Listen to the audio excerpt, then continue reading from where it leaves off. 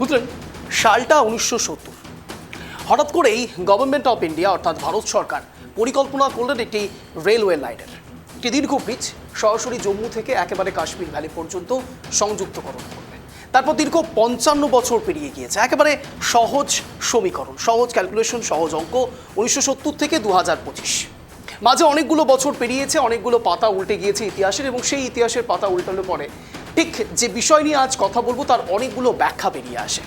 তা হলো চেনাব নদীর ওপর যে বড় সেতু বা ব্রিজ তৈরি করা হয়েছে তার উদ্বোধন আজ প্রধানমন্ত্রী নরেন্দ্র মোদী নিজের হাতে করলেন। আর ঠিক সেখান থেকেই অনেকগুলো ইতিহাস এবং তার সঙ্গে সঙ্গে পরবর্তীকালে ভারতের ভবিষ্যৎ ঠিক এই চেনাব নদীর ওপর কতটা নির্ভরশীল, এবং তার সঙ্গে সঙ্গে ভারত এবং পাকিস্তানের মধ্যে যে প্রত্যাঘাত এবং ঘাতের এক অদ্ভুত মেলবন্ধন তৈরি হয়েছে, ঠিক সে জায়গায় পাকিস্তানকে কড়া জবাব দেওয়ার এটি স্বল্প প্রচেষ্টা আপনারা বলতে পারেন প্রধানমন্ত্রী নরেন্দ্র মোদী আজ একেবারে চেনাব নদীর ওপরে যে ব্রিজ তৈরি করা হয়েছে সেই ব্রিজের ওপর ভারতের জাতীয় পতাকা নিয়ে একা একা হেঁটে এসে অনেকগুলো দিককে ব্যাখ্যা করে। 70, 97 এবং তারপরে আবারও 2025 একটা সময় ছিল যখন ইন্দিরা গান্ধী স্বয়ং এ বিষয়ে আলোকপাত করেছিলেন, এবং তারপরে একের পর এক অনেকগুলো ঘটনাক্রম ঘটেছে, এবং তারপরে অটল বিহারী বাজপেয়ীর কথা তো বলতেই হয়।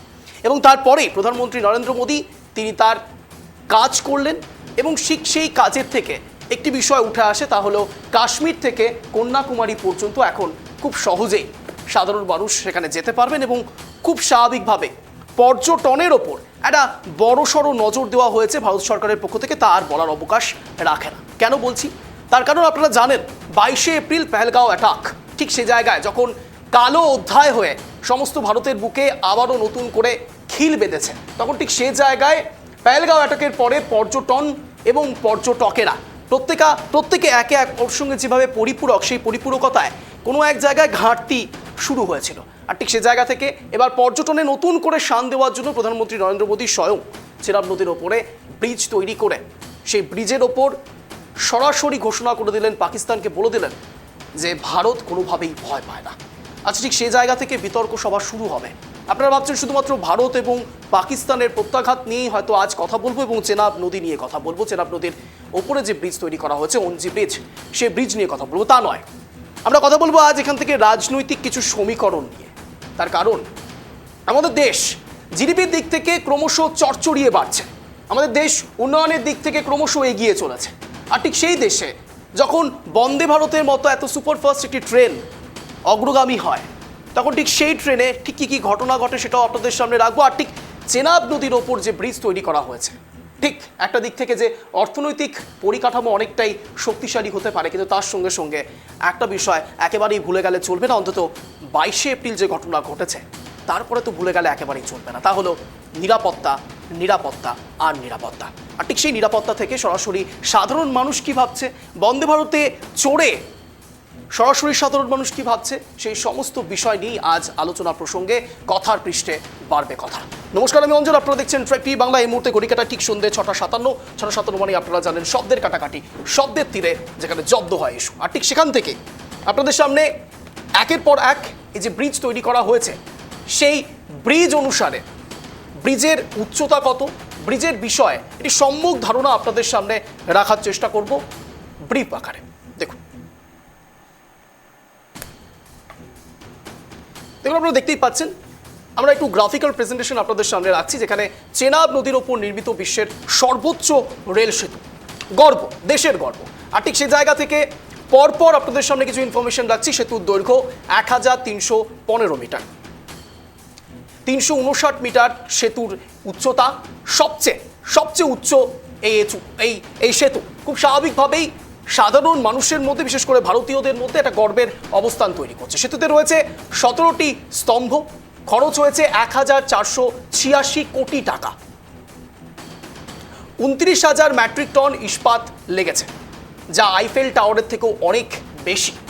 আর ঠিক সে জায়গা থেকে আরও অনেকগুলো ইনফরমেশন আপনাদের সামনে রাখছি। 46,000 ঘনমিটার কংক্রিট এই ব্রিজ। সেতুর আয়ু 120 বছর, অর্থাৎ 2025 থেকে সহজ অঙ্ক ক্যালকুলেট করুন। চেনাব সেতু ঘন্টায় 266 কিলোমিটার বেগে বাতাস সহ্য করতে পারে, যা 2001 সালে গুজরাটের ভূমিকম্পকেও হার মানাতে পারে। অর্থাৎ সহ্য করতে পারে।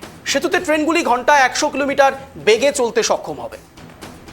স্ট্যাচু অফ ইউনিটি, যার উচ্চতা 182 মিটার, তার চেয়েও উঁচু এই সেতু। আইফেল টাওয়ারের উচ্চতা 330 মিটার, তার চেয়েও উঁচু এই সেতু। খুব স্বাভাবিকভাবেই বুঝতেই পারছেন যে কতটা সর্বোচ্চ একটি জায়গা তৈরি করা হয়েছে ভারতবাসীর জন্য। বিশ্বের সর্বোচ্চ রেল সেতু অঞ্জি ব্রিজ, যার দৈর্ঘ্য 1.3 কিলোমিটার এবং সেতুর উচ্চতা 359 মিটার। দেখুন, এতে খরচা হয়েছে 1400 কোটি টাকা। এবার ঠিক সে জায়গা থেকে আমি সরাসরি বিতর্ক সভায় আসবো। এই মুহূর্তে যারা যারা আমাদের সঙ্গে জুড়েছেন তাদের সঙ্গে পরিচয় পর্ব সারবো। রয়েছেন আমাদের সঙ্গে ইতিমধ্যেই মাননীয়া রুবি মণ্ডল, বিজেপি মুখপাত্র। রয়েছেন আমাদের সঙ্গে মাননীয়া সন্দীপা চ্যাটার্জি, সন্দীপা চক্রবর্তী, কংগ্রেস মুখপাত্র। আপনাদের দুজনকে স্বাগত ট্রাইব টিভি বাংলা শব্দের কাটাকাটি অনুষ্ঠানে। আমি বাকিদের সঙ্গেও কানেক্ট করার চেষ্টা করবো, কিন্তু তার আগে আমি একটি ছবি আপনাদের সামনে যা দেখাচ্ছি, এটা নিয়ে একটু নিশ্চয়ই আপনাদের প্রত্যেকের গর্ব হচ্ছে। তার কারণ ভারতের বুকে এত উঁচু একটি ব্রিজ তৈরি করা হয়েছে এবং এটা আমাদের প্রত্যেকের কাছে একটা গর্ব। তার কারণ পর্যটন নিয়ে যখন ক্রমশই কাশ্মীরের দিকে আস্তে আস্তে মানুষ একটু নুইয়ে পড়েছিল, না আর কাশ্মীরের দিকে হয়তো যাওয়া যাবে না, অন্তত নিরাপত্তা নিয়ে যে প্রশ্নগুলো উঠছিল সেই প্রশ্নের ক্ষেত্রে একটু হয়তো ফুল স্টপ দিলেন প্রধানমন্ত্রী নরেন্দ্র মোদী, অন্তত এই চেনাব নদীর ওপর যে ব্রিজ তৈরি করা হলো তাকে ঘিরে। আর ঠিক এই জায়গা থেকে আমি প্রথমেই সন্দীপাদির কাছে যাব, তার কারণ ডিবেট হবে, বিতর্কটাও অত্যন্ত দরকারি। আমি এখানে সন্দীপাদির কাছে যাব। সন্দীপাদি, গর্ব হচ্ছে 1970 সাল, আমি একেবারে ইন্দিরা গান্ধীর কথা থেকে শুরু করেছিলাম, আপনার সময়। দেখুন, ভারতের বুকে কিছু একটা হলে, ভালো কিছু হলে ভারতবাসী হিসেবে ডেফিনেটলি গর্ব হবে, আনন্দ হবে। এবং আমরা পৃথিবীকে দেখিয়ে দিচ্ছি যে আমরা এরকম মেশিনারি বা এইরকম একটা স্ট্রাকচার আমরা তৈরি করতে পারি। কিন্তু এই যে এত বড় ফলাও করে বলা হচ্ছে, দেখুন আমাদের কাছেও লিস্ট আছে। সে 2005 থেকে শুরু করে যা যা করা হয়েছে আমাদের কাছেও লিস্ট আছে। আমি পরবর্তীকালে যত প্রোগ্রাম গড়াবে আমি বলবো আপনাদেরকে, মানে আপনাদের সামনে আমি আসবো। কিন্তু আপনি যে কথাটা বললেন যে ভয় হচ্ছিল সবার কাশ্মীর যেতে, এখন সেখানে নরেন্দ্র মোদীজি গিয়ে এত উঁচু একটা ব্রিজের উদ্বোধন করলেন। এবার সবার সাথে তো এত হাই ক্লাস এসপিজি সিকিউরিটি থাকবে না। আমরা সাধারণ মানুষ, আমাদের সাথে কি থাকবে? ডেফিনেটলি থাকবে না, 1 নম্বর কথা। 2 নম্বর কথা হচ্ছে যে সবাই ভয় পাচ্ছে, কেন ভয় পাচ্ছে এটা একটু যদি আমরা গোড়াতে যাই, তাহলে ডেফিনেটলি আবার ঘুরে ফিরে সেই কথাটা আসে যে কেন এরকম হয়েছে, পেহেলগামের মতন একটা ঘটনা কেন হয়েছে, এটাও আমরা কাটাছাড়া করতে হবে, তাই না? তো সেই ভয়ে তো মানুষ যাচ্ছে না। মানুষ তো যাওয়া শুরু করেছিল, পর্যটন শিল্প ভালো একটা জায়গায় পৌঁছচ্ছিল সেখানে। মানুষ তো কখনো ডিনাই করেনি যে আমরা যাচ্ছি না বা আমরা কাশ্মীর যেতে চাইনি। যারা গেছে তাদের কি পরিণতি হয়েছে এবং কার জন্য হয়েছে, কিসের জন্য হয়েছে? সেটা কি আমাদের জন্য হয়েছে? ডেফিনেটলি না। তো এটার খবর ছিল না সরকারের কাছে যে এরকম কিছু একটা হতে পারে, বা জঙ্গিরা ঢুকে গেছে বা তারা কি করছে দিনের পর দিন সেই জায়গাটায়। দেখুন, দুটো জিনিসকে মেলাবার কোনো প্রয়োজন নেই। যে স্ট্রাকচার তৈরি হয়েছে, আহ তারপরে অপারেশন সিঁদুর যেটা হয়েছে, তার সাথে পেহেলগাঁওয়ে যেটা ঘটনা হয়েছে, এগুলো সম্পূর্ণ ভিন্ন জিনিস, সম্পূর্ণ ভিন্ন জিনিস। স্ট্রাকচার একটা ভালো স্ট্রাকচার হয়েছে, নরেন্দ্র মোদীজি সেটা উদ্বোধন করেছেন, খুব ভালো কথা। আমরাও এরকম প্রচুর অন্য জিনিস হতে পারে, কিন্তু প্রধানমন্ত্রী নরেন্দ্র মোদী খোদ আজ সেখানে গিয়ে একটি যোগসূত্র তুলে ধরেছেন। আবারও সেই ঘুরে ফিরে পাকিস্তান এবং ভারতের ঘাত প্রত্যাঘাতের কথা, এবং তার সঙ্গে সঙ্গে চেনাব নদীর ওপরে এই ব্রিজ উদ্বোধন। আর ঠিক সে কারণের জন্যই আমার প্রশ্ন ঠিক এখানে, যে যোগ সাজস করার একটা চেষ্টা চলছে প্রধানমন্ত্রী নরেন্দ্র মোদীর পক্ষ থেকেও, তাই তো আপনার কাছে এত প্রশ্ন। না, সে যোগ, এটার সাথে পাকিস্তান ভারতের যোগ সাজসের বা জঙ্গি হামলা বা অপারেশন সিঁদুর বা পুলওয়ামার সময় যেটা হয়েছিল সেটার সাথে বালাকোট স্ট্রাইক, এগুলোর কি মানে বুঝতে পারছি না এগুলোর কি আছে। নরেন্দ্র মোদী যেটা নতুন নয়, নরেন্দ্র মোদী যে পুলওয়ামা অ্যাটাকের পরেও লোকসভা ইলেকশনের আগে উনি শহীদদের নাম নিয়ে ভোট চেয়েছেন, বলেছেন যে নতুন ভোটাররা যারা আছেন তারা শহীদদের কথা স্মরণ করে ভোট দিন। তো এবারও এখানেও এসে অনেক ধরনের কথা বলেছিলেন উনি। দেখুন, ব্যাপারটা হচ্ছে অপারেশন মানে শহীদ সেনানীদের নাম ভাঙিয়ে বা আমাদের যা সামরিক শক্তি আছে সেগুলোর নাম ভাঙিয়ে যদি কেউ তার কৃতিত্ব নিতে চায়, সেটা সে নিতে পারে, কিন্তু সেটা একজন প্রধানমন্ত্রী হিসেবে ওনার সেটা করা উচিত কিনা সেটা ওনাকে ভাবতে হবে, ওনার দলকেও ভাবতে হবে। আমি ঠিক এখানেই সরাসরি রুবিদির কাছে যাব। রুবিদি, আজ আমাদের একেবারে যে বিষয় আমরা তুলে ধরছি তার সঙ্গে সঙ্গে একটি প্রশ্ন আমাদের কাছে রয়েছে, তা হলো প্রধানমন্ত্রী নরেন্দ্র মোদী আজ যখন উদ্বোধন করতে গিয়েছেন তখন তিনি একটি বিষয়ে আলোকপাত করেছেন, তা হলো ভালো কাজগুলো আমার জন্যই বাকি ছিল। প্রধানমন্ত্রী নরেন্দ্র মোদী বলছেন ভালো কাজগুলো তার জন্যই নাকি বাকি ছিল। আমি বলছি সর্বোচ্চ রেল সেতু নির্মাণ শুধুই কি ব্যক্তিগত সাফল্য?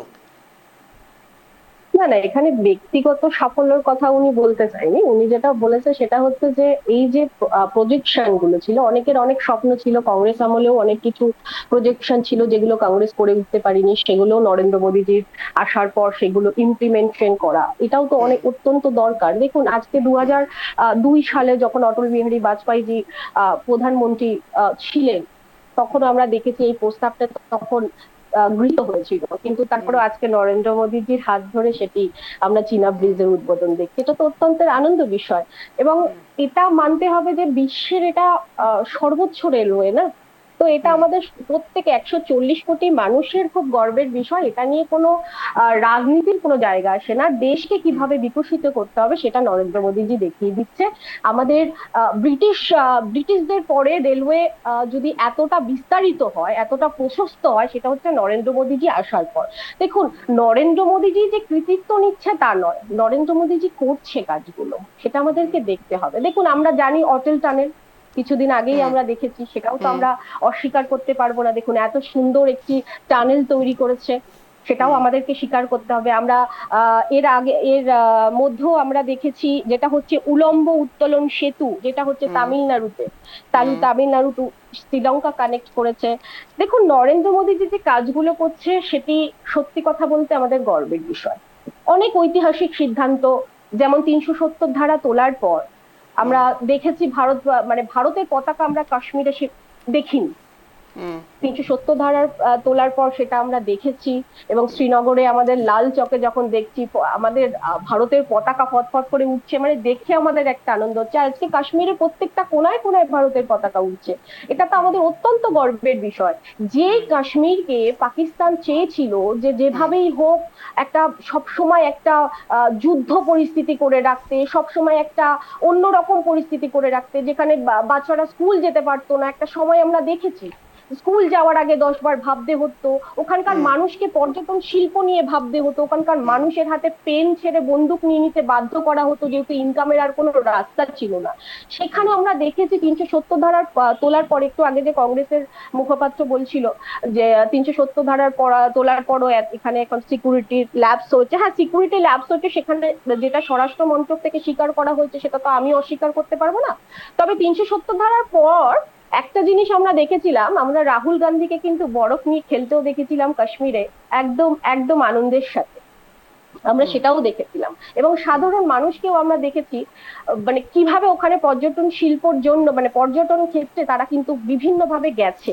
রুবিদি, আপনি যেভাবে এক্সপ্লেন করছেন সেই অনুসারে আমার শাহরুখ খানের একটি মানে খুব অত্যন্ত সুপরিচিত একটি সিনেমার ডায়লগ মনে পড়ে যাচ্ছে যে বারে বারে দেশে মে এসে ছোট ছোট চিজ হতে রাতে। আপনিও কি সেইভাবে এটাকে এক্সপ্লেন করতে চাইছেন যে এত এত কিছু হচ্ছে, তার মধ্যে ছোট ছোট বিষয় হতেই পারে? একদম না, একদম না, এটা আজকের ঘটনা না। পাকিস্তান সর্বদাই ভারতের ক্ষতি করতে চেয়েছে, এবং আমরা যদি দেখি সেটা একবার নয়, এই যে প্রথমবার হলো এটা নয়। কিন্তু এটাও তো মানতে হবে 370 ধারার তোলার পর কিন্তু মানে কাশ্মীর একদম শান্ত ছিল। সেটা কিন্তু শান্ত ছিল, যেটা কিন্তু আগে আমরা দেখিনি। সেই কাশ্মীরকে শান্ত করে সেই কাশ্মীর এত সুন্দর পর্যটন শিল্প আমরা কিন্তু আগে দেখিনি, সেটা কিন্তু হয়েছে। হ্যাঁ, তারপরও যখন আবার সোজা হয়ে দাঁড়াতে যখন গেছে সেই শাস্তি তো তাদের পেতেই হবে, এবং সেই শাস্তি অপারেশন সিন্দুর এখনো অব্দি চলছে, শেষ হয়নি। এবং যারা, একটা কথা রাজনাথ সিং বলেছিলেন যে যারা মানে ভেতরে যারা রয়েছে, ইনভলভ রয়েছে, যারা সাহায্য করেছে, তাদেরকেও চুন করে বার করা হবে এবং তাদেরকেও শাস্তি দেওয়া হবে। সেই কাজও কিন্তু চলছে। সুতরাং এটা আমরা একটা বিশ্বাস রাখতে পারি যে আগামী দিন পাকিস্তান সেই সাহস হয়তো করতে পারবে না। সত্যি তাই? সত্যি সাহস করতে পারবে না? কেননা যে জায়গায় অবশ্যই, অবশ্যই যেভাবে- চেনাব নদীর ওপর যেখানে ব্রিজটা তৈরি করা হয়েছে, এর যদি ভৌগোলিক অবস্থান দেখা যায়, অত্যন্ত গুরুত্বপূর্ণ একটি জায়গা।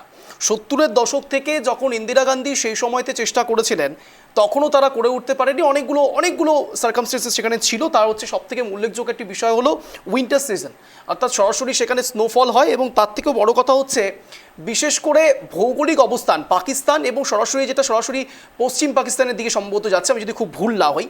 আর ঠিক সেখান থেকে এই ব্রিজ কতটা নিরাপত্তা এখানে মেনটেন করতে হবে সেটাও তো আমাদের কাছে অত্যন্ত গুরুত্বপূর্ণ। নিরাপত্তার দিক থেকে কতটা কি ভাবা হচ্ছে? নিশ্চয়ই ভাবছে বলেই, নিশ্চয়ই নিরাপত্তার দিক থেকে তো ভাবছে বলেই না ব্রিজটা উদ্বোধন করতে গেছে। যদি এভাবে আপনাকে এত একটু বিরত কিছু করছি, এই মুহূর্তে আমাদের strategically- সঙ্গে জুড়ে গিয়েছেন মাননীয় ইন্দ্রজিৎ মজুমদার, রাজনৈতিক কর্মী। আমাদের সঙ্গে রয়েছেন মাননীয় অনির্বাণ চ্যাটার্জি, সিপিআই নেতা। আপনাদের প্রত্যেককে স্বাগত শব্দের কাটাকাটি অনুষ্ঠান। আমি আবারও রুবিদির কাছেই যাবো। রুবিদি, বলুন।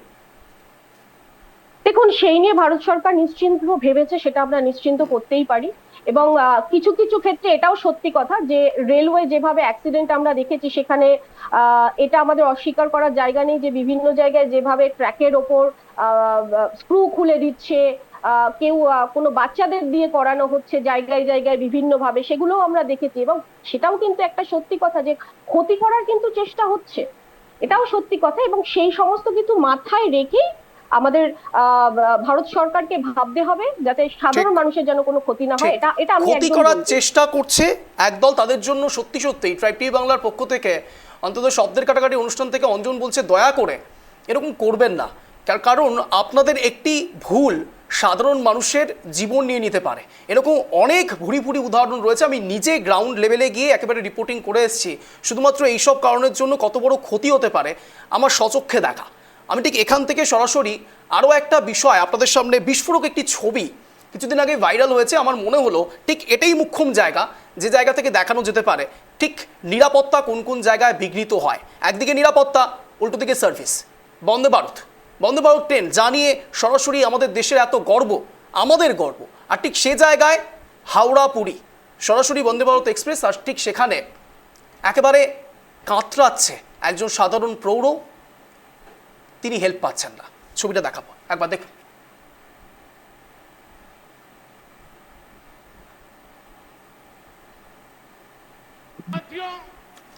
बरसों तक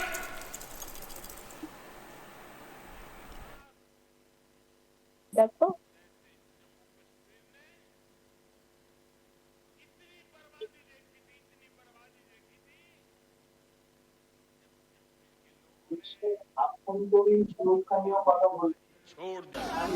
নমস্কার, আমি ওমচন্দ।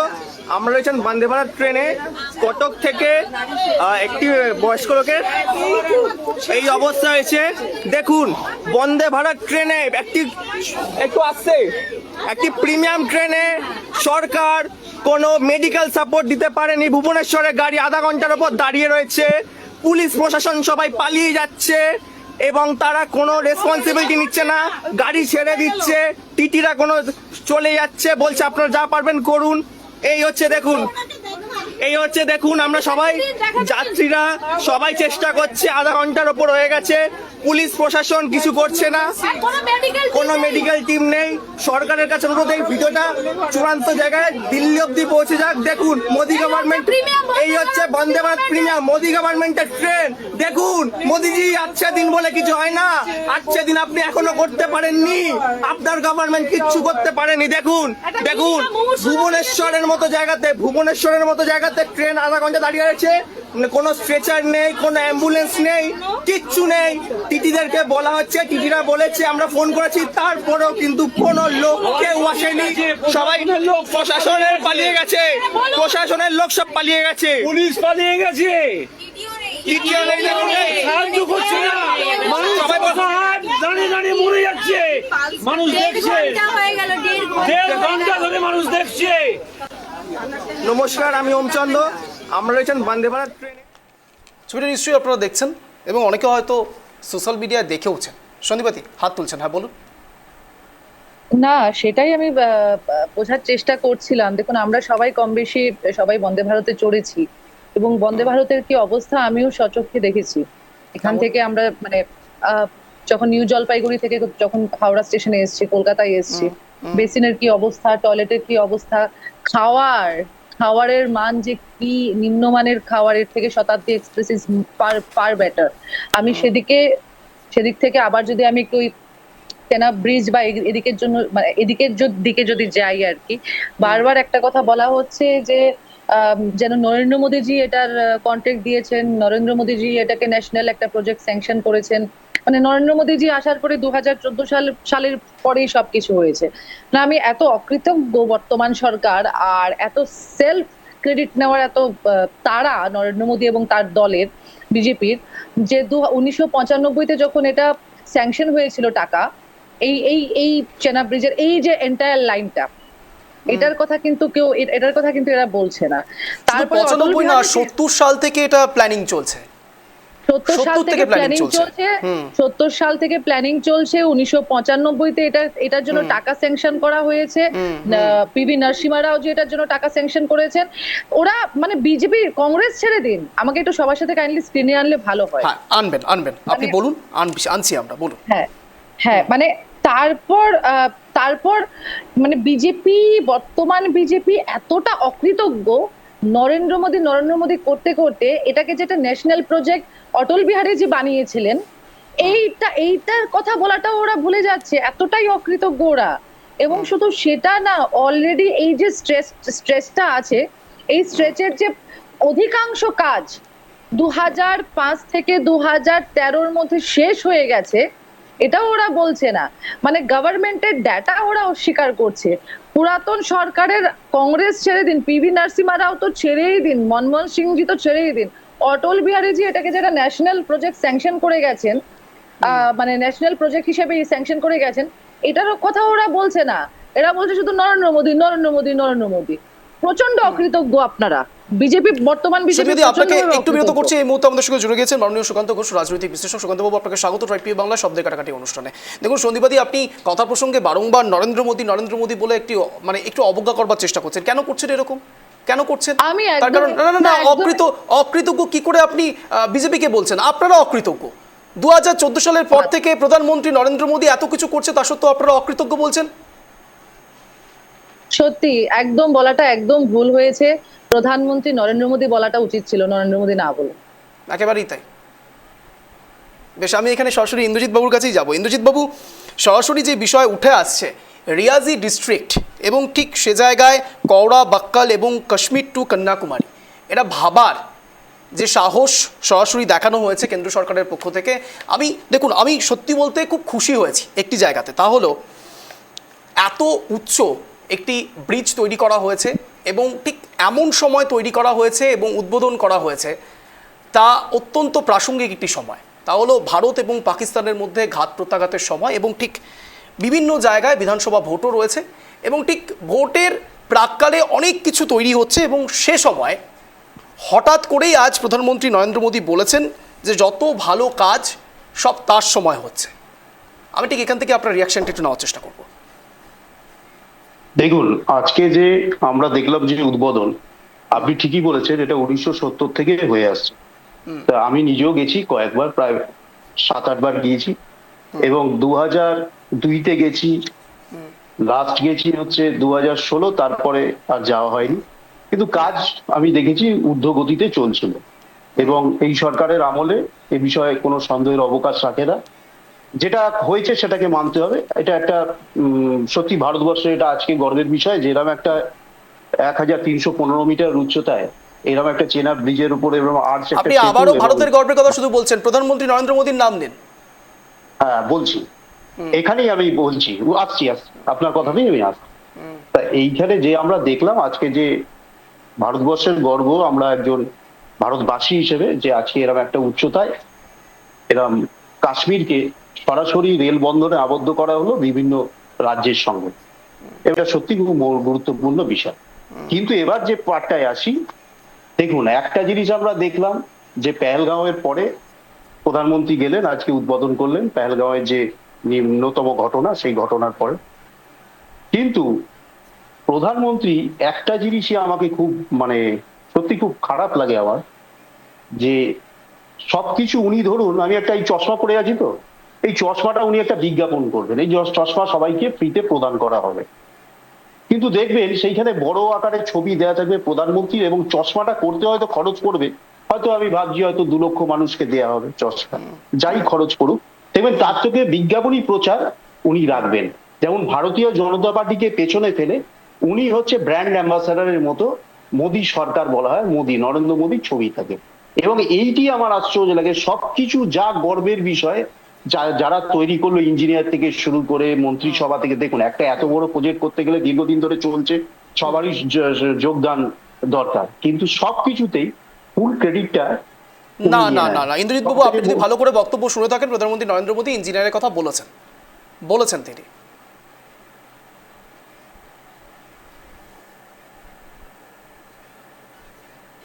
বলুন ইন্দ্রজিৎ বাবু। এখন এখানে বলি যে রাজ্য সরকারও, শুনতে পাচ্ছেন? হ্যাঁ পাচ্ছি, বলুন। হ্যাঁ, রাজ্য সরকারও কিন্তু আজকে পর্যটনের মানচিত্রে বিশ্বের দরবারে নিয়ে যাওয়া হয়েছে। অল ইন্ডিয়া ট্যুরিজম যে কর্পোরেটর সেক্টর, যেটা ঔরঙ্গাবাদে কিছুদিন আগে আমরা দেখলাম একটা সম্মেলন হলো বিরাট আকারে, এবং সেইখানে রাজ্যের যে 234টা জায়গা, সেই 234টা যে পর্যটন স্থল, সেগুলো কি কিরম ভাবে সুন্দরভাবে মেলে ধরা হলো। আমার খুব খারাপ লাগবে, বামফ্রন্টের বন্ধু আছে যে যারা এই এত বড় পাহাড় থেকে, নদী থেকে, সমুদ্র থেকে, যারা পর্যটনটাকে বিশ্বের মানচিত্র কেন আমাদের পশ্চিমবঙ্গের মানচিত্রে সাধারণ মানুষের কাছেই তুলে ধরতে পারেনি। আপনারা কোনোদিন ভেবেছেন যে দক্ষিণেশ্বরে স্কাই ওয়াক হবে? আপনারা হালিতে দেখলেন কালীঘাটে স্কাই ওয়াক হলো।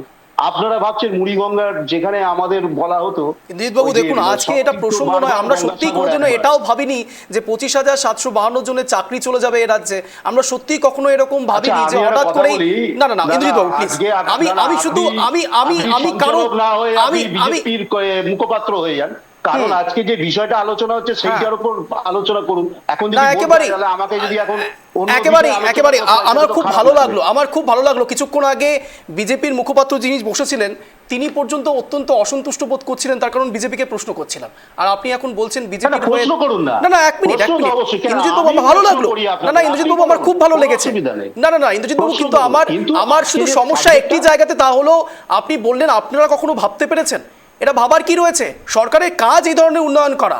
না আমি ভাবতে, আপনারা বাধ্য সেই কাজগুলো করতে, সাধারণ মানুষ সার্ভিস পাবে, এটা তো স্বাভাবিক বিষয়। ভাবার কি রয়েছে? একবার মুড়িগঙ্গার উপরে ব্রিজ হচ্ছে, দেখে নিন, 450 কোটি টাকা ব্যয়, মুড়িগঙ্গার উপর ব্রিজ হচ্ছে, সেটাও চলছে কাজ। এবং দেখবেন কিভাবে গঙ্গাসাগরকে মানচিত্রে আমরা আজকে কিভাবে কষ্ট করে যাই, সেটাও পরিবর্তন হয়ে যাবে আর কদিন পর, সম্ভবত 2-3 বছর থেকে 3.5 বছর সময় লাগে। তা আমি সেই পরিপ্রেক্ষিতে এই কথাটা বলছি। আজকে যেহেতু পর্যটন নিয়ে আলোচনা হচ্ছে, নরেন্দ্র মোদীর এই পর্যটনের পুরো কৃতিত্বটাই তিনি নিয়ে আলোচনা যেহেতু হচ্ছে, আমি সেই বিষয়, এবং এই শিক্ষকদের নিয়ে তো বহু অনুষ্ঠান করেছি, এবং প্যানেলে যারা আছে সবাই এই অনুষ্ঠানে বহু অনুষ্ঠান আমার সঙ্গেও করেছে। তাই আমি তো কোনো উত্তর দিতে, প্রশ্ন আপনারা করেছেন, উত্তর তো আমি সর্বদাই দিয়েছি, কেন দেবেন? উত্তর না দেওয়ার কি আছে? তা সুতরাং আজকে যেটা আলোচ্য বিষয়, সেটা নিয়ে আলোকপাত করলে ভালো হয়, আমি এটাই বলতে চাইছি। আমি আলোকপাত করেছি তো, খাবার বিষয় সেটা কথা একেবারে তাই, একেবারে আপনি ঠিকই বলছেন। 25,752-তে গেলেন, তাই আমি বললাম। আমি যেতে বাধ্য হলাম, আমি যেতাম না, আমি যেতে বাধ্য হলাম, তার কারণ আপনি সরাসরি বললেন যে আপনারা কখনো ভাবতে পেরেছেন? এই জায়গাটাতে সমস্যা রয়েছে। না ভাবার কি রয়েছে? অবশ্যই তো। না ইন্দ্রজিৎ বাবু, আমার কথা হচ্ছে না ভাবার কি রয়েছে, আপনি শুধু এটা বুঝিয়ে দিন যে না ভাবার কি রয়েছে, তাহলে তো প্রধানমন্ত্রী নরেন্দ্র মোদীর সঙ্গে আপনাদের কোনো পার্থক্য থাকলো না। আপনারা এদিকে নরেন্দ্র মোদীর নানান রকম পার্থক্য থাকলো না তো। প্রধানমন্ত্রী নরেন্দ্র মোদীও তিনিও বলছেন যত ভালো কাজ হচ্ছে সব তার সময় হচ্ছে, তিনিও গুণগান গাইছেন, আর আপনারাও একই কথা বলছেন যে আপনারা কখনো ভাবতে পেরেছিলেন? আপনাকে আমি থামিয়ে দিচ্ছি। স্টুডিওটা বসে আছে, যে স্টুডিওর বাইরে যখন বৃষ্টি হয় দেখবেন জলটা আধ ঘন্টার মধ্যে নেমে যায়। আমি দায়িত্ব নিয়ে বলছি, আগে কিন্তু 34 বছর আগে সেটা হতো না। সেইটা কিন্তু রাস্তায় লাইট গুলো জ্বলতো না, রাস্তা কিন্তু পুরো অন্ধকার থাকতো, যে গ্রাম গঞ্জের সড়ক পথ থেকে শুরু করে রাস্তাঘাট, নিকাশি ব্যবস্থা। হ্যাঁ, তা সুতরাং সেই ব্যাগগুলো তো আপনাদের স্বীকার করতে হবে। ঠিক ইন্দ্রজিৎ বাবু, এটাও আপনাকে স্বীকার করতে হবে, এই তো বিগত কিছুদিন আগেই কারেন্ট 3 দিন 4 দিন ধরে পৌঁছয়নি বলে একেবারে ইলেকট্রিসিটির অফিস ভাঙচুর করা হয়েছে, এবং তার জন্য তাদেরকে আবার গ্রেপ্তারও করা হয়েছে তৃণমূল জামানায়। এবং একই সঙ্গে তৃণমূল জামানায় আপনি বলছেন না যে আমার অফিসের বাইরে, আমার অফিসে, প্লিজ শুনে নিন না, প্লিজ ইন্দ্রজিৎ বাবু, শোনার অভ্যেস রাখুন ইন্দ্রজিৎ বাবু, প্লিজ শুনে নিন আগে। আমার কথা হচ্ছে আপনি শুনি বললেন তো যে আমি আমার সবসময়। আমার অফিসের সামনে আপনি বলছেন যে জল জমে না, আপনি আমার অফিসের সামনে কোনোদিনও আসেননি, এসে দেখবেন কোথাও না কোথাও ঠিক জল জমে আছে, জল জমা আপনি আটকাতে পারবেন না। শুনুন, সারা পশ্চিমবঙ্গের হ্যাঁ। নিকাশি ব্যবস্থা যেভাবে তৈরি হয়েছে, এটা সন্দীপবাদী হাত তুলছেন, এই আসবো। দেখুন, নিকাশি ব্যবস্থা যেভাবে তৈরি হয়েছে, এটা তো সত্যি, বা আজকে 34 বছরে কি কি হয়েছিল নিকাশি ব্যবস্থা? হ্যাঁ, হ্যাঁ। ঠিক ঠিক ঠিক ঠিক আপনার ঠিক। বয়স আমি জানি না। আমি এখানে অনির্বাণদার কাছেই যাব। গেল বছর- অনির্বাণদা কি বলবেন? একটু হ্যাঁ হ্যাঁ, সন্দীপবাদী বলুন। হ্যাঁ, বলুন বলুন বলুন। গেল বছর সৌগত রায়কে দেখা গেছে লুঙ্গি পরে কাঁচা তুলে জল ওইখানকার নালা নর্দমার জল পরিষ্কার করছে, ওই না, না, রাস্তা সেটা তো ভালো পরিষ্কার কাজ করছে। করেছে। হ্যাঁ। আপনারা তো কোনোদিন রাস্তায় নামেননি, ওই স্টেজের মধ্যে থাকেন, কোনোদিন তো রাস্তায় নামার চেষ্টা করেননি। রাস্তায় যদি নামতেন, আজকে 2% নামতেন না, তাহলে ভালো থাকতেন। অন্তত বিরোধী শক্তিটা হতো, অন্তত মেরুকরণের রাজনীতি আজকে অন্তত পশ্চিমবঙ্গে হতো না, যে মেরুকরণের রাজনীতি যদি নামতেন। কিন্তু নামার বেশিরবাবু আপনাকে এনাফ সময় দেওয়া হয়েছে, আমি এবার আপনাকে বলার সুযোগ দিন। আমরা ছোট্ট না, না, ঘটনা ইন্দ্রজিৎ বাবু, বলছি, ছোট্ট হ্যাঁ, একটা না, ঘটনা আপনি বলছি। অবশ্যই ঘটনা বলবেন, আপনার ঘটনা হলে পরে বাকিটা সুযোগ পাবেন না, প্লিজ আপনাকে বলার সুযোগ অবশ্যই দেবো। সন্দীপবাদী বলুন। গতবার ম্যান হলে একটা বাচ্চা পড়ে মারা গেছে, গতবার ইলেকট্রিফিকেশন হয়েও একটা বাচ্চা মারা গেছে আমার বাড়ির সামনে, নিউ টাউন, মানে স্মার্ট টাউনের মধ্যে একটা পড়ে নিউ টাউন। বৃষ্টি হলে দুদিন ধরে জল নামে না। হ্যাঁ, কেননা সেখানকার খালের পলি পরিষ্কার করা হয় না। এগুলো তো মানে আমি তো মিথ্যে কথা বলবো না, আমার এলাকাবাসী তো মিথ্যে কথা বলবে না, তাই না? এবং সত্যি কথা বলতে আমফানের সময় দেখা গেছে যে উলুবেড়িয়া সাইডে যে মিলগুলো আছে, যেখানে লিটারালি মানে মজুররা কাজ করে, ওদের যে বস্তিটা আছে বা ওদের যে থাকার জায়গাটা আছে, আমফানের সময় গাছের ডাল পড়ে 1 সপ্তাহ ওদের ওখানে কারেন্ট নেই। অনেক প্রসূতি তারা কিভাবে হসপিটালে এসছে সেই কারেন্ট ছাড়া, সেগুলো আমরা মাঠে ময়দানে নেমে ওইখানে মেডিকেল ক্যাম্প করে দেখে নিয়েছি। সুতরাং জল জমেছে বলেই পরিষ্কার করার জন্য সৌগত বাবু লুঙ্গি পরে রাস্তায় নেমেছে। বেশ আমি এখানে অনির্বাণদার কাছে যাবো। অনির্বাণদা বলুন। দেখো অঞ্জন, তুমি আজ আমাকে যে টপিকটা, আমি যতদূর তোমার কাছ থেকে জানতে পেরেছি, সেটা হচ্ছে কাশ্মীরে যে পহেলগাঁও অ্যাটাক যেটা হলো, এই পরিপ্রেক্ষিতে এই যে পর্যটন শিল্পের মানে বিজ্ঞাপিত করে সেটা মানে আরো পর্যটন শিল্পকে উন্নত করার কথা বলা হচ্ছে, সেখানে কতটা তা সাকসেসফুল হবে এই পহেলগাঁও অ্যাটাকের পরে, এইটাই তো বোধহয় তোমার সম্ভবত বিষয় ছিল। আচ্ছা, সেটাতে আমি আসছি, কিন্তু আজকে যেহেতু ইন্দ্রজিৎ বাবু যেটা বলছিলেন ওটা বিষয় নয়, তবুও এত কথা বললেন, দু একটা কথা না বলে আর থাকতে পারছি না। কিছুদিন আগে, এই খুব বেশি দিন নয়, হয়তো স্মৃতি এত তাড়াতাড়ি ইন্দ্রজিৎ বাবুর বেইমানি করার কথা নয়, উদয়ন বন্দ্যোপাধ্যায়, আমি টাইটেলটা ভুলে যাচ্ছি, উদয়ন গুহ, উদয়ন গুহ, উত্তরবঙ্গ উন্নয়ন মন্ত্রী। হ্যাঁ, মানে উনি ওনার মুখের বাক্যের জন্য খুব বিখ্যাত। অনুব্রতর সঙ্গে একটা র্যাঙ্কিং এর সবসময় কম্পিটিশন চলে, তো ওকে পাবলিক কাদা রাস্তায় হাঁটিয়েছে। এটা একটা বিরাট উন্নয়ন, এই একটা উদাহরণ। হ্যাঁ, উন্নয়নের উদাহরণ একটা দিলাম। আর উনি অনেক কিছু দেখার কথা বলছিলেন, তো অনুব্রতর যে অমৃত ভাষণ আইসি কে কিছুদিন আগে দিয়েছেন, সেটাও বোধহয় আগে দেখা যায়নি। না, অনির্বাণদা, আজকে আমরা এই টপিকে প্লিজ যাব না, প্লিজ চিরাব নদী প্লিজ বলি, কিন্তু ইন্দ্রজিৎ বাবু বললেন তো সেই জন্য। আর খুব পর্যটন করছেন, আমি তোমাকে অনুরোধ করবো একদিন শুধু পর্যটন নিয়ে আলোচনা রাখো, সেদিন স্ট্যাটিস্টিক্স এনে কবে কোথায় কি পর্যটন হয়েছে সেই আলোচনাটা সেদিন করবো। এখন আজকে যেটা তুমি আমাকে বলছিলে সেটা হচ্ছে যে এই যে সন্ত্রাস কবলিত জায়গা, সেখানে পর্যটন। আচ্ছা, পর্যটকরা কাশ্মীরে যাবে কেন?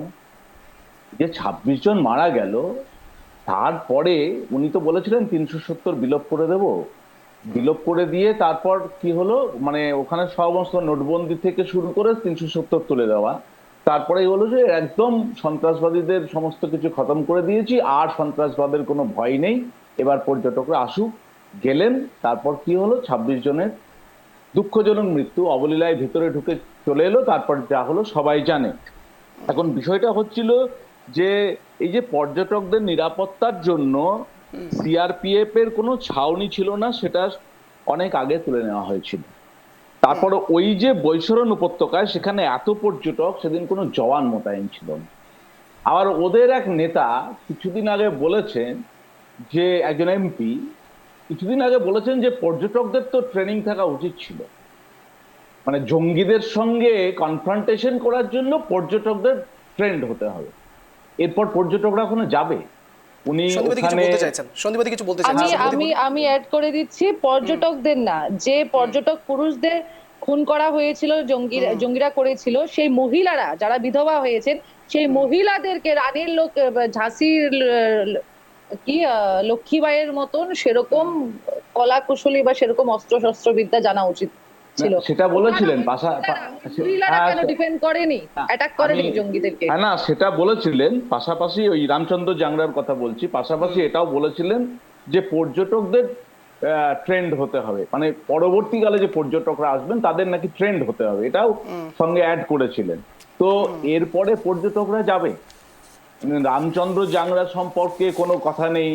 তারপর ওদের ওই জগদীশ দেওড়া, মধ্যপ্রদেশের যে উপমুখ্যমন্ত্রী, যিনি বলেছিলেন মোদির চরণে নতমস্তক সেনা, তার সম্পর্কে কোনো কথা নেই। তারপর আমাদের কি ক্ষয়ক্ষতি হলো যেটা ডিফেন্স থেকে স্বীকার করে নেওয়া হচ্ছে, এই নিয়ে পরিষ্কার কোনো ব্যাপার নেই, কোনো অধিবেশন ডাকছেন না, কোনো নির্দিষ্ট একটা দিশার দিকে, মানে কতদূর কি হচ্ছে, অপারেশনের বর্তমান অবস্থা কি, হ্যাঁ সেইটা নিয়ে নির্দিষ্ট আপডেট, পার্লামেন্টে বিশেষ অধিবেশন ডাকার কোনো কথা নেই। এরপর উনি ওখানে চলে যাবেন, সেতু উদ্বোধন করবেন, নানা রকম পর্যটন কেন্দ্রের আকর্ষণ বাড়ানোর জন্য নানা রকম কথা বলবেন, তারপর পর্যটকরা আসবে। আমি তো এই জায়গায় বলবো, কিছুদিন আগে রাহুল গান্ধী ওখানে গেছিলেন এবং তিনি যে ভাষায় ওখানে কথা বলেছিলেন, ওখানকার মানুষকে জোর দিয়েছিলেন, ওখানকার বাচ্চা ছেলেদের জোর দিয়েছিলেন, ওটা তো সরকারের পক্ষ থেকে কোনো রিপ্রেজেন্টেটিভের করা উচিত ছিল। আগে তো প্রথম ওই ভয়টা দূর করা উচিত ছিল, তারপর তো পর্যটন পরের কথা। তিনি তো মানে গোটা ভারতবর্ষ জুড়ে নিজের নির্বাচনী প্রচারে নিজেকে বিজ্ঞাপিত করতে ব্যস্ত। নেহেরুর জন্মদিনে, মৃত্যুদিনে গিয়ে উনি গান্ধীনগরে বলছেন কি যে এটা ৭৫ বছরের একটা অভিশাপ, মানে ন্যূনতম রাজনৈতিক সৌজন্য নেই এবং ইতিহাসকে অবজারভেশন করার ক্ষমতাটাও নেই। তো এই তো করে বেড়াচ্ছেন উনি। তারপর উনি পর্যটন শিল্পে ওখানে নতে আনবেন, বান ডাকাবেন, এটা তা নয়, এটা হচ্ছে পুরো gimmick. Narendra Modi is a gimmick prime minister, এর বেশি উনি কিচ্ছু নন। আমি এখানে সরাসরি সুকান্ত বাবুর কাছে যাবো। সুকান্ত বাবু, আমার এখানে পুরোপুরি শঙ্খ ঘোষের কথা কোট আনকোট করতে হচ্ছে, মুখ ঢেকে যায় বিজ্ঞাপনে। সত্যি কি তাই হচ্ছে? তার কারণ প্রধানমন্ত্রী নরেন্দ্র মোদী তিনি বিজ্ঞাপন করছেন এবং তার সঙ্গে সঙ্গে বারংবার আমি বারংবার একটি জায়গাতে কেন স্টাক হয়ে আছি বলুন তো? তার কারণ প্রধানমন্ত্রী নরেন্দ্র মোদী একাধারে যখন ইঞ্জিনিয়ারের কথা বলছেন, আমি অত্যন্ত গর্বিত বোধ করছিলাম। তার কারণ সময়টা আজ থেকে নয়, একেবারে ৭০ থেকে শুরু হয়েছে। সে জায়গা থেকে হঠাৎ করে প্রধানমন্ত্রী নরেন্দ্র মোদী নিজের কথা বলছেন যত ভালো কাজ হচ্ছে প্রধানমন্ত্রী নরেন্দ্র মোদীর সময় হচ্ছে। তাহলে পরবর্তীকালে কি তিনি এটা স্বীকার করবেন যে ২০১৯ সালে সরাসরি পুলওয়ামা অ্যাটাক খারাপ সময়, ২০২৫ সাল ২২শে এপ্রিল পেহেলগাঁও অ্যাটাক খারাপ সময়, স্বীকার করবেন তিনি? সুকান্ত বাবু, দেখো অঞ্জন, এটা তো গিমিকের, তুমি শুধুমাত্র বিজেপি বা বিজেপির সব নেতাদেরও যদি দায়ী করো তাও ঠিক নয়, কারণ অন্যান্য আমাদের রাজ্যেও একটি দল রয়েছে, তারাও এরকম প্রচার করে, প্রচারটা তাদের কাছে বড়।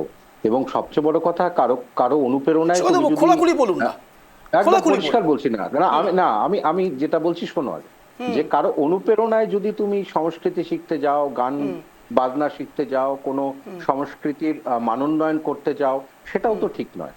এবং তুমি যে আজকে চেনাব নদীর ওপরে যেটা করেছে, এটা বিশ্বের সবচেয়ে উঁচু সেতু, আইফেল টাওয়ারের উপরে, আইআইটি রুড়কি, আইআইটি দিল্লি, তারপরে ব্যাঙ্গালোরের একাডেমি অফ সায়েন্স রয়েছে, বহু মানে অনেক কিছু রয়েছে। ইভেন বলেছে ৪০ টনের টিএমটি বিস্ফোরণ হলেও তার ওই যে থার্মাল ইয়ের উপরে আছে সেটা অনেকক্ষণ ধরে থাকবে এবং খুব স্লো গতিতে ট্রেন যেতে পারবে, অত্যন্ত সুন্দর।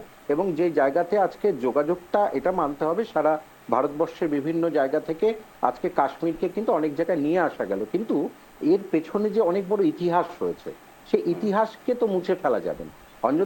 অঞ্জন, প্রবলেমটা এটাই যে আমরা যখন কোনো আমিত্বে খুব ভুলে যাই, তখন কিন্তু তার যে পুরনো ইতিহাস সেটা ভুলে যাই। এতগুলো লোকের এর মধ্যে পরিশ্রম রয়েছে, এবং Steel Authority of India, Swiss সংস্থা রয়েছে সেখানে, সাউথ কোরিয়ার সংস্থা রয়েছে, এবং সারা ভারতের বিভিন্ন আইআইটি রয়েছে, যারা ওই স্টেবিলিটি ম্যানেজমেন্ট, তার কতটা ধনুকাকৃতি কাঠামো, অনেক কিছু রয়েছে। চেনাব নদীর উপরে এই সেতু এত তাড়াতাড়ি, আর এটা ভূমিকম্প প্রবণ এলাকা, আর একটা খুবই এমন একটি জায়গা যেটা হচ্ছে এই যেখানে এই ধরনের ব্রিজ তৈরি করা অত্যন্ত কঠিন, এবং ভূমিকম্পের যদি রিক্টার স্কেলে ওঠে সেরকম সহনশীল এটা। সেদিক থেকে তো অত্যন্ত মানে বাহবা প্রাপ্য।